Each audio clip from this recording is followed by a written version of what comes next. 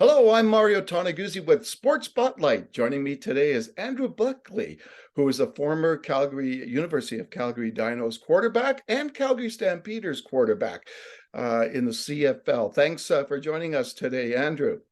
Yeah, absolutely. Thanks for having me. I'm excited to talk about the program. Let's talk a little bit about the program, but first of all, a little plug for the Fifth Quarter Association, the alumni group that puts on this fundraiser annually for the football program. The fundraiser this year is taking place Thursday, April 20th.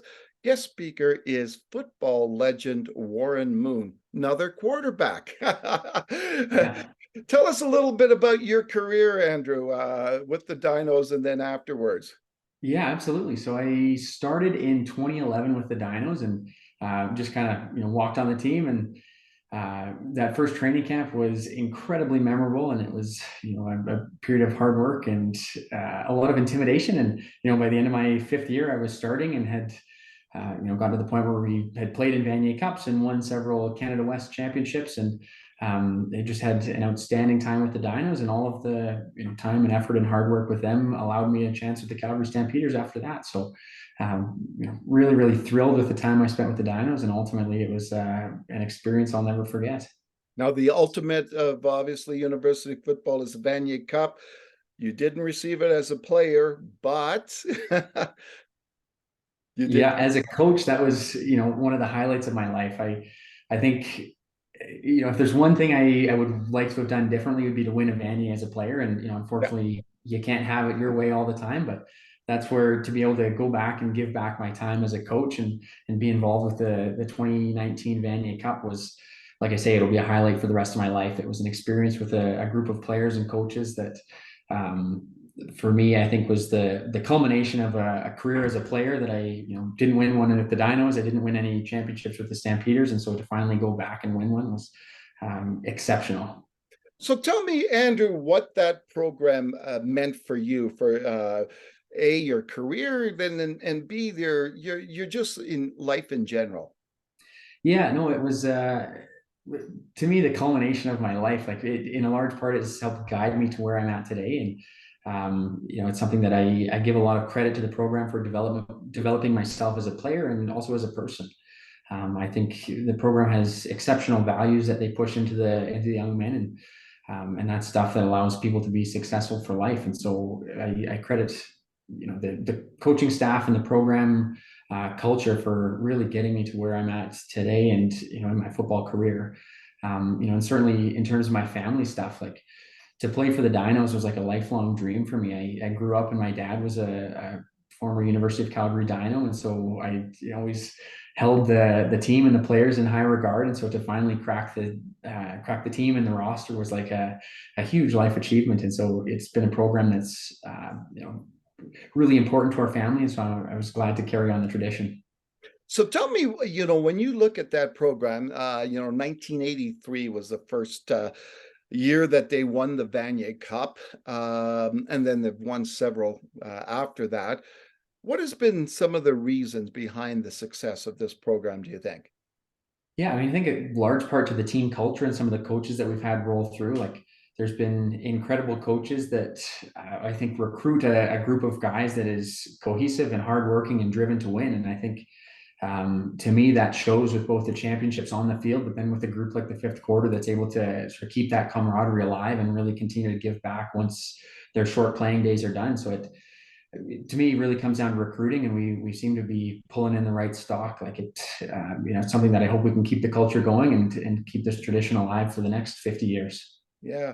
Now, when you look at the program overall, one of the things that, and you mentioned the Fifth Quarter, one of the things that have always amazed me, and I covered that 1983 team, so I've seen it all the way through that program, is how close the alumni is. Like, can you explain maybe a little few of the reasons of why this is, from all the sports that I've covered over my career, no one touches this association for its cohesiveness and its all the stuff that it does. Why is that?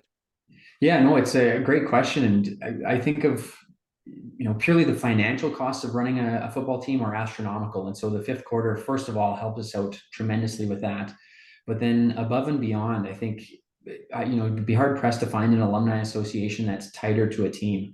Yeah. Like with the fifth quarter, they would put on leadership seminars and they'd put on career seminars for us, and we'd have speakers and coaches and you name it. They're highly involved with what we do every day, and even things like providing meals after practice, like sort of the logistic boots on the ground type of stuff that just help the team function. And over the past 2 decades have really helped us to have a lot of success. Like we can't do any of that without the fifth quarter, and I think credit to them. They're a group that really tries hard to stay involved with the team. Like, Yeah. I think the success would be completely lacking if they weren't, understanding who the players were and understanding families of the players. So, I really believe that they're doing a great job with that.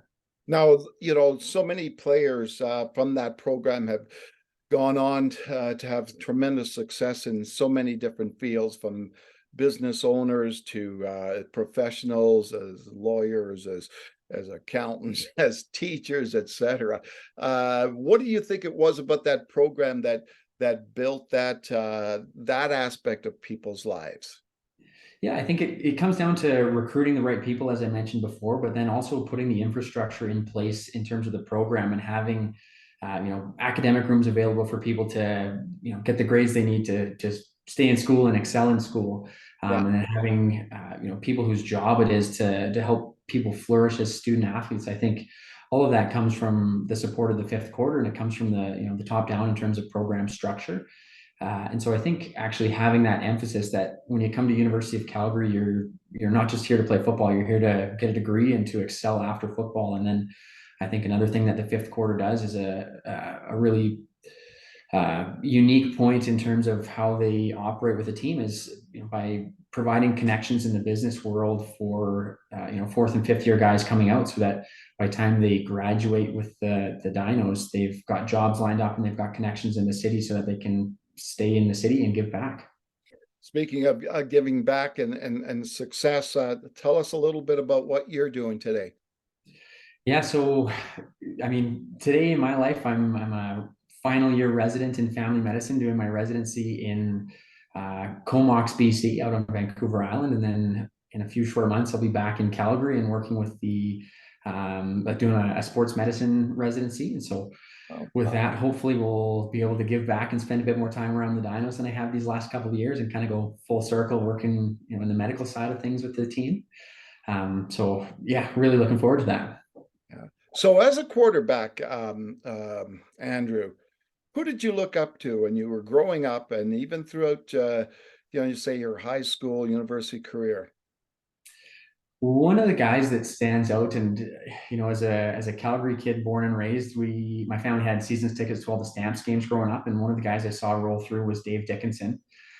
So he, to me, was the ultimate competitor, as a guy who wasn't bigger than anyone, wasn't faster than anyone, but sure as heck he didn't want to play him because he was going to beat you. Yeah. So I loved that mentality that he had, and I think he did it with what he had between the ears, basically.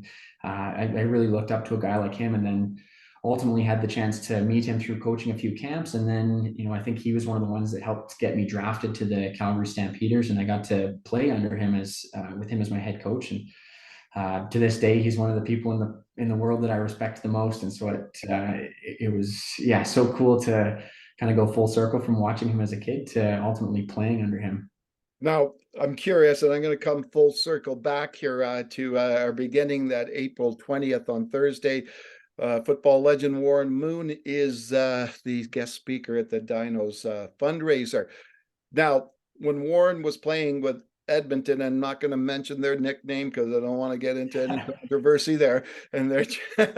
But when he was in Edmonton, he was the legend. I can't remember how many Grey Cups they won.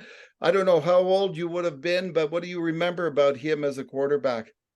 I can't say I ever saw him play live. I don't know if I was alive yet or old enough to remember, but certainly, he's a guy that's traveling to Edmonton and seeing his name up in the rafters. Like, as a CFL fan, you just hear the name and you know the name. And he's a guy with a storied CFL history. So I think it's going to be just an incredible event coming up on April 20th to hear him speak. And just hear what he has to say about the league and the country. And I think there's no better person for it. And everything that he's done both on and off the field, I think is tremendous. So he's a great leader and pioneer for the game. All right, super. Thanks, Andrew, for joining us today. Absolutely, happy to. All right, that was Andrew Buckley, a former Dinos and Stampeder quarterback. I'm Mario Toneguzzi with Sports Spotlight. Thanks for joining us today.